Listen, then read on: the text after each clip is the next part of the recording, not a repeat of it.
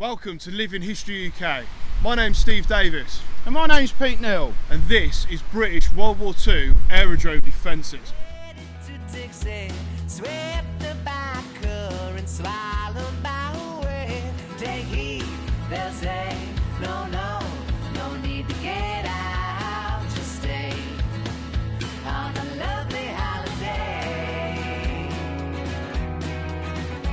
Here's an overview of the site which we're visiting. In the middle you can see the Battle HQ, which is surrounded by 2 Cantilever Pillboxes and then 3 Seagull Trenches. So I'm standing in front of what's known as a Seagull Trench. And Seagull Trenches are typically found near airfields during World War II. There's only a handful of them that survive across the UK today. A Seagull Trench is essentially a hardened trench work, and it's of concrete and brick construction. And they typically are constructed in 2 halves, each with 3 embrasures. And the reason why they're called Seagull Trenches is because from above they're shaped a little bit like a V, which is obviously shaped like the seagull's wings. Seagull Trenches are also known as section posts, and they're constructed to a bulletproof standard. And you can see that they're of a brick construction on the walls and sides, and on the roof is a whopping great slab of concrete. So back in the 1940s, the section post would have pretty much looked like it does now. However, it would have been camouflage. You wouldn't have had this earthen mound in front of it. You would have had camouflage nets over the top and sides, and they'd have been used predominantly as an observation post. All of the defences near this airfield would have been manned by the Aerodrome Defence Corps, or as they became in 1942, the Royal Air Force Regiment. But I've harped on long enough, so let's go inside and take a peek.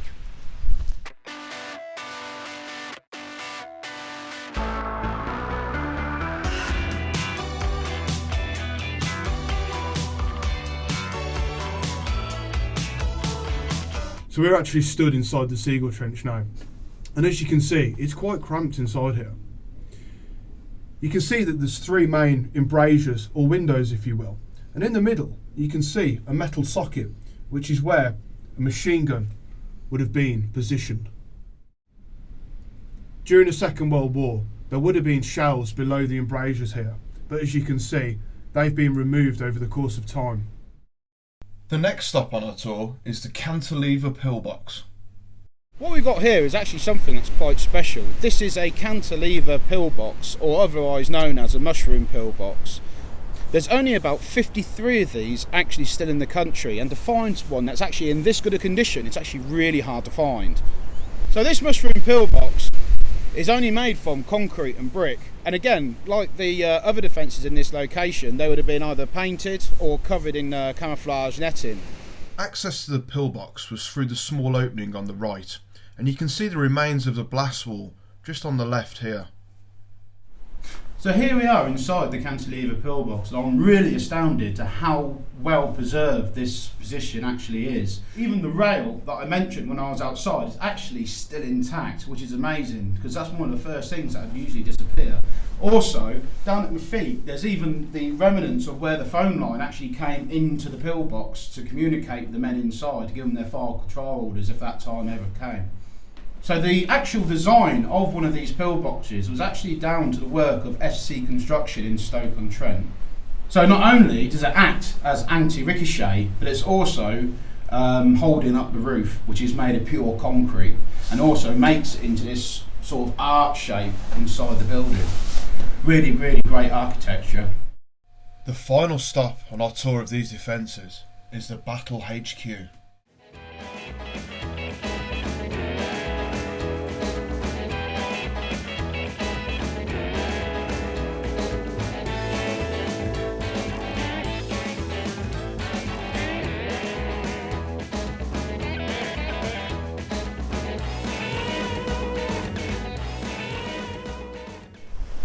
So the Battle HQ is where the defence of the airfield would have been coordinated from by the top brass, should the airfield have ever been attacked by an enemy force. This sanctuary is where the top brass would have retreated to send signals and messages to not just those inside the defensive perimeter, but also to those on the outside. So the Battle HQ has one main entrance which is accessible at the rear via some steps, and it also has this emergency exit hatch too. Right, Steve? Hiya Pete. It is absolutely incredible inside. It's waterlogged. The water's probably coming about halfway up to my shin, but the condition of the inside of here is absolutely phenomenal. I'm absolutely gasping to go inside and take a look. So let's go and have a nose. So I'm actually stood in the observation post, which is the only part of the bunker you can see from the surface. And as you can see, it's an incredibly thick concrete structure with a very small aperture covering 360-degree arc all the way around. And the purpose of that would have been that men would have been stationed inside this very room during the Second World War, and they would have been keeping an eye, or an observation if you will, on the movements of troops around the Battle HQ. So follow me now as we dive even deeper into this underground sanctuary.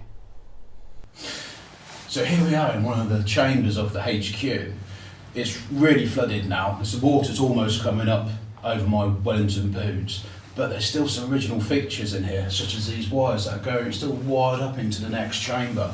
Also, which is quite hard to find in some of these structures, is you've got these little shutters which will be used to communicate with the comms lads next doors. So the shutter will come up, message will go through, the shutter will go back down. There's also one behind me which is not in so much a good condition as what that one is. So let's carry on going through to the next chamber.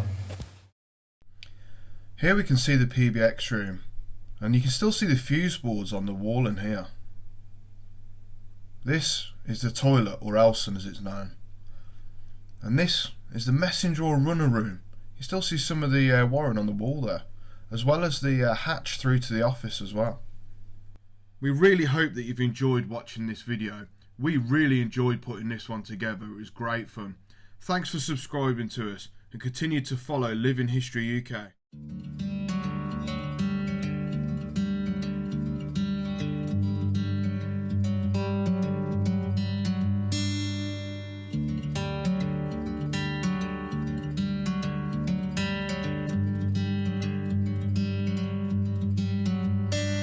I'm driving